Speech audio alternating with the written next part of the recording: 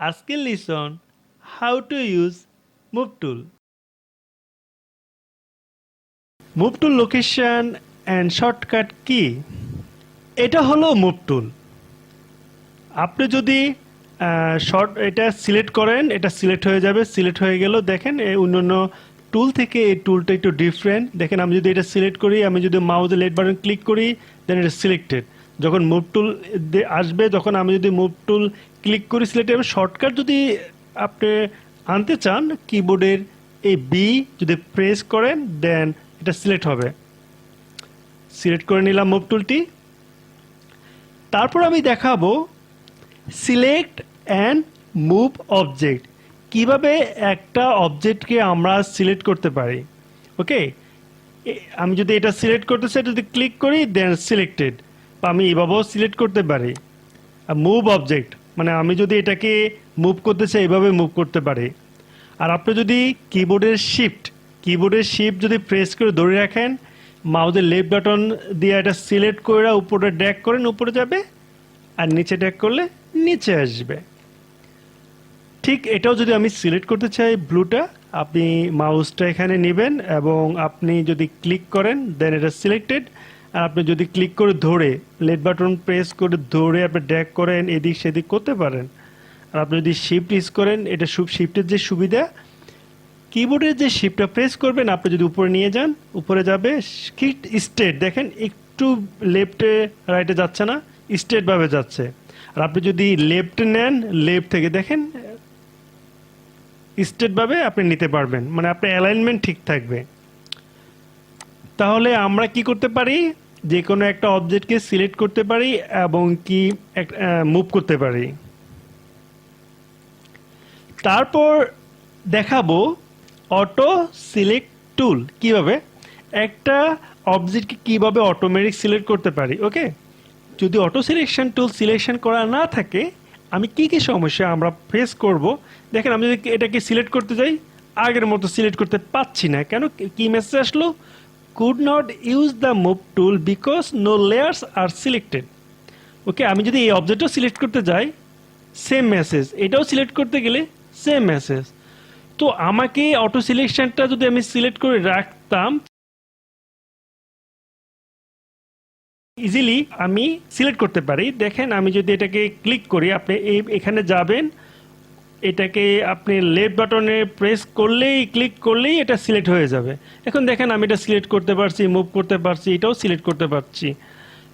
এটা যদি না থাকে, মনে করেন এটা অটো সিলেকশন ছাড়াও আপনি কাজ করতে পারেন, সেটা সুবিধা আমি এখন বলবো। দেখেন আমি এখানে একটা প্রেস করলাম, এখন কোনো লেয়ার সিলেক্ট নেই। হ্যাঁ, যদি কোনো লেয়ার সিলেক্ট না থাকে, আপনি কিন্তু সিলেক্ট করতে পারছেন না। সেক্ষেত্রে আপনি দুইটা ওয়েতে সিলেক্ট করতে পারেন। সেটা হলো আপনি লেয়ার প্যানেলে গিয়ে আমি যদি গ্রিনটা সিলেক্ট করি, গ্রিনটা হবে। দেখেন আমি গ্রিনটা নিয়ে কাজ করতে পারবো, আমার এগুলো একটাও সিলেক্ট হবে না। আমি গ্রিনটা দিয়ে মুভ করতে পারবো, ট্রান্সফর্ম করতে পারবো, আদার্স অন্যান্য কাজগুলো আমি করতে পারবো। আবার এখানে আমি একটু লেবার প্রেস করে এটা ক্লিক করলাম, কোনো লেয়ার এখন কিন্তু সিলেক্ট নাই। যদি কোনো লেয়ার সিলেক্ট না থাকে, আপনি এখানে ক্লিক করলে সিলেক্ট থাকবে না। ওকে, আমি যদি এই আমি প্যানেল ছাড়া আমি কিন্তু এটা সিলেক্ট করব কিভাবে, এই শর্টকাট হয়ে আপনি যদি রাইট বাটন ক্লিক করেন, দেখেন রেড লেখাটা আসছে, ব্যাকগ্রাউন্ড আসতেছে। আমি যদি আমি ক্লিক করি, দেখেন রেডটা সিলেক্ট হয়ে গেল, দেখেন লেয়ারে অ্যাক্টিভ হয়ে গেছে। এবং কি আমি যদি এটা মুভ করে এটা করতে পারবো, কিন্তু আদার্স লেয়ার আমি কিন্তু সিলেক্ট করতে পারবো না, মুভ করতে পারবো না, অটো সিলেকশনটা না থাকার কারণে। তাহলে এই দেখেন এখন আমি ক্লিক করে দিলাম, দেন এখন কিন্তু আমি ইজিলি করতে পারছি। নেক্সট টপিক হলো ডুপ্লিকেট অবজেক্ট, কিভাবে একটা অবজেক্টকে ডুপ্লিকেট করতে পারেন তা দেখাবো। দেখে নিন আমার কিন্তু গ্রিনটা কিন্তু সিলেক্ট করা আছে। আমি কিভাবে এই লেয়ারটিকে ডুপ্লিকেট করব, কিভাবে? আপনি যদি আপনার কিবোর্ডের অল্টার কিবোর্ডে যদি অল্টার যে বাটনটা আছে, এটা যদি আপনি প্রেস করে ধরে রাখতে হবে। আপনি বাম হাতে বা যে সুবিধা মতো আপনি এটাকে প্রেস করে ধরে রাখলে দেখবেন আপনি যে মাউসে কার্সার দেখেন চেঞ্জ হয়ে গেছে। এখন চেঞ্জ হয়ে গেছে এই অবস্থা, যদি আপনি মাউসের লেফট বাটনটা প্রেস করে ধরে ড্র্যাগ করে উপরে নেন, একটা লেয়ার কিন্তু অটোমেটিক ক্রিয়েট হয়ে গেছে। দেখেন গ্রিন কপি, মানে এটা ডুপ্লিকেট হয়েছে দুইটা লেয়ার, এখানে একটা এখানে একটা। ঠিক আপনি যদি সেম কাজটাও এটাও আমরা করতে পারি। এটা কি করতে হবে, আমাকে সিলেক্ট করতে হবে, ক্লিক করলে সিলেক্ট হবে, যেহেতু অটো সিলেক্ট আছে করতে পারলাম। এখন অল্টারটা প্রেস করবেন, ধরবেন, আইকনটা চেঞ্জ হয়ে গেল। এখন যদি আপনি নিচে বা যে কোনো জায়গায় আপনি যদি ড্র্যাগ করে এনেন করতে পারতেছেন। এই মুভ টুল দিয়ে কিন্তু আপনি ডুপ্লিকেট করতে পারতেছেন ইজিলি। এই মুভ টুলটা দিয়েও আমরা যে কোনো একটি অবজেক্টকে বা যে কোনো একটা লেয়ারকে আমরা দৌড়ে ডুপ্লিকেট করতে পারি। এখন আমি দেখাবো লেয়ার অ্যান্ড গ্রুপ অপশন, কিভাবে একটা লেয়ার আপনার সিলেক্ট করতে পারে, একটা গ্রুপ অপশন করেও আপনার কাজ করতে পারি। ওকে, এখন কিন্তু এই অবজেক্টে কিন্তু লেয়ার সিলেক্ট আছে, তার কারণে আমরা প্রতিটা লেয়ার ইজিলি কিন্তু সিলেক্ট করতে পাচ্ছি, আগেও দেখালাম। এখন যদি আমি এই অবজেক্টগুলোকে আমি মনে করেন এই নীলটা, এটা একটা গ্রুপ করব, ওকে, এইভাবে সিলেক্ট করতে পারি মুভ টুল দিয়ে। আপনারা যদি এইভাবে টান দিয়ে সিলেক্ট করতে পারি, এখান থেকেও করতে পারি। এখন আমি ডুপ্লিকেট গ্রুপ করতে গেলে আমি যদি এই লেয়ার প্যানেল থেকে, এটা লেয়ার প্যানেল, এখানে যে এখানে যদি আমি ক্লিক করি গ্রুপ হয়ে গেছে। তাহলে কি হলো, আমার ব্লুটা গ্রুপ করতে পারছি। আমি যদি গ্রিনটা গ্রুপ করতে চাই, দেখেন আরেকটা ওয়ে আমি দেখাবো। এইভাবে যদি আপনি ধরেন বা এখান থেকে আমি কিন্তু এইভাবে ধরে কন্ট্রোল ধরবে, আপনি যদি দুইটা সিলেক্ট করেন লেয়ার প্যানেলে তাও করতে পারেন। এখন যদি শর্টকাট কন্ট্রোল প্লাস জি, লেয়ার গ্রুপ হয়ে গেল। দেখেন আমরা দুইটা ওয়ে আমি দেখালাম কিভাবে লেয়ার গ্রুপ করা যায়। এখন লেয়ার গ্রুপ হলো কি সুবিধা তা দেখাচ্ছি। আপনি এখন কিন্তু আপনি সিলেক্ট করলে কিন্তু লেয়ার সিলেক্ট হচ্ছে। এখানে এই মুভ টুলের অপশন দেওয়া আছে, তো অপশনের লেয়ার সিলেক্ট করা আছে। আমি যদি এখান থেকে গ্রুপ সিলেক্ট করে দিয়ে দিই, তাহলে কি হলো, আমি ইচ্ছে করলেই যে কোনো একটা গ্রুপ সিলেক্ট করতে পারি। যদি আমি এখানেও ধরি, এই গ্রুপটা সিলেক্ট হলো, মুভ করতে পারি, এদিকে নিতে পারি, যে কোনো জায়গায় আমি এই লেয়ারটা মুভ করতে পারি। ঠিক তদ্রূপ এটাও আমি যদি এখানেও যদি সিলেক্ট করি, মানে গ্রুপের আন্ডারে যে কোনো জায়গায় আপনি একটা ধরবেন, প্রতিটা এই দুইটা লেয়ার কিন্তু একটা গ্রুপের আন্ডার হয়ে গেছে। আমি কিন্তু উপর নিচ মুভ করতে পারি, এই লেয়ার নিয়ে কাজ করতে পারি। এটা লেয়ার অ্যান্ড গ্রুপ অপশন।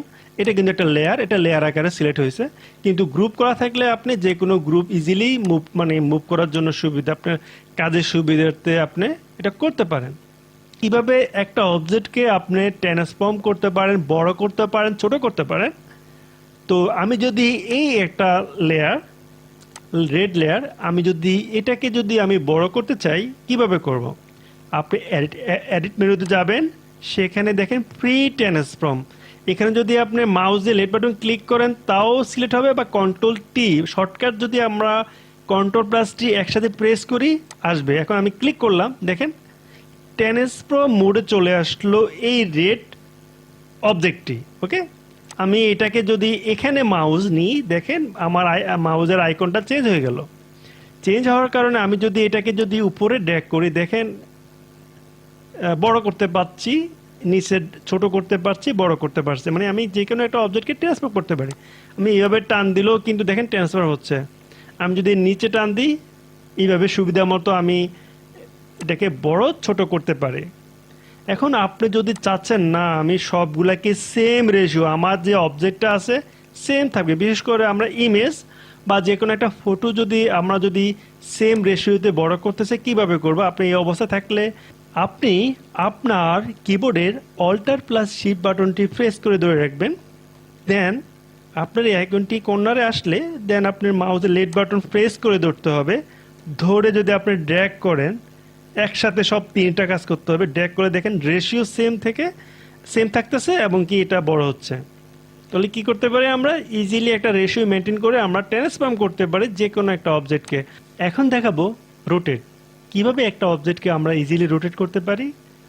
তার আগে প্রথমে অবজেক্টটি সিলেক্ট করে নেবেন। আমি যদি এই অবজেক্টটা সিলেক্ট করে নিই, আমি গ্রিনটা সিলেক্ট করে নিলাম, তারপরে শর্টকাট কন্ট্রোল প্লাস টি ট্রান্সফর্ম, বা আমরা এডিটে গিয়েও ট্রান্সফর্ম করতে পারি। করার পরে আমার যদি আইকনটা দেখেন ব্যান্ড আকারে এই আইকনটা আসে, যদি আমি মাউসটা লেফট বাটন প্রেস করে ধরে আমি যদি মুভ করি, দেখেন রোটেট হচ্ছে।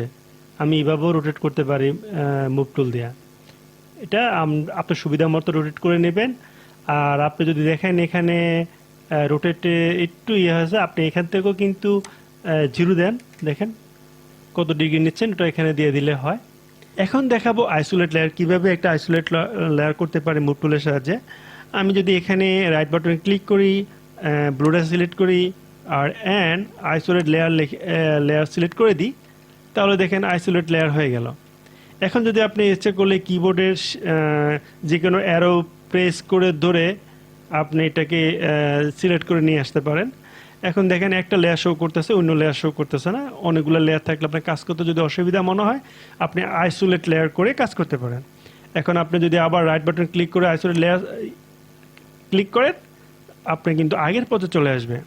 এখন দেখাবো অ্যালাইনমেন্ট অপশন, কিভাবে লেয়ারগুলোকে অ্যালাইনমেন্ট ইজিলি করা যায় সেম ওয়েতে, বিভিন্ন ওয়েতে। তো মুভ টুল আমাদের সিলেক্ট করা আছে, আমরা যদি এখানে থেকে যদি এইভাবে সবগুলা সিলেক্ট করে নিই, আমরা দুইভাবে সিলেক্ট করতে পারি। মুভ টুলের সাহায্যে সিলেক্ট করলে ইজি হয়ে, এবং কি অপশনগুলো ওপেন হলো, এই অপশনগুলো আমরা অনেক সুবিধা পাবো।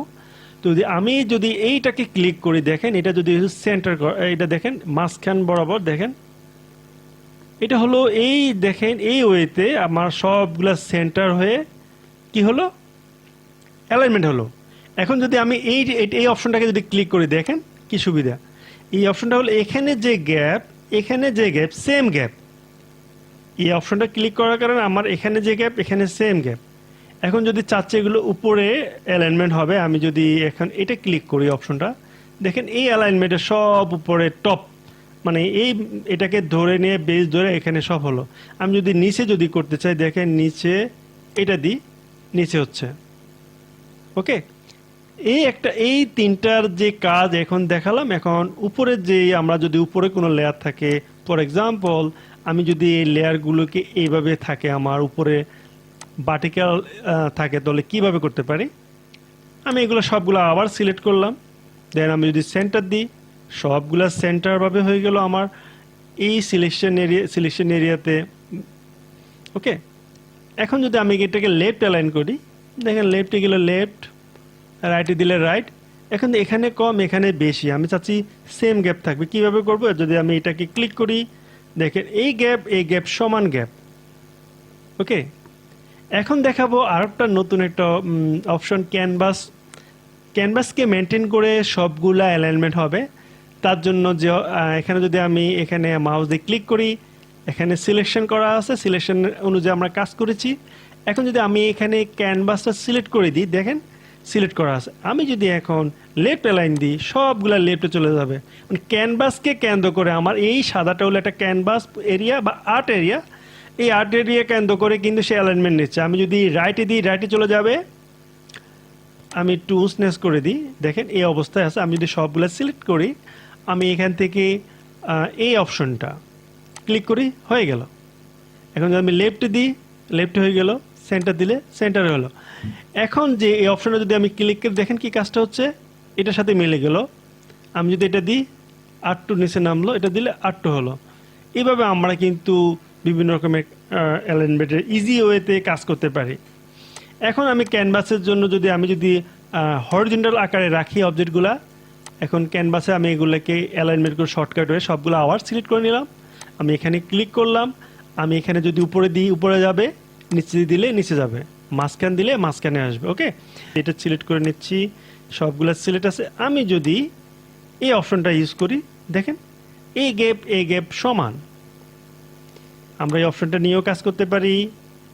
আমরা এই অপশনটা দিলেও দেখেন আগের জায়গায় চলে আসবে। এটা যদি নিয়ে এই জায়গায় আসবে, এটা নিলে আগের জায়গায় আসবে, এটা নিলে আরেকটু নিচে আসবে।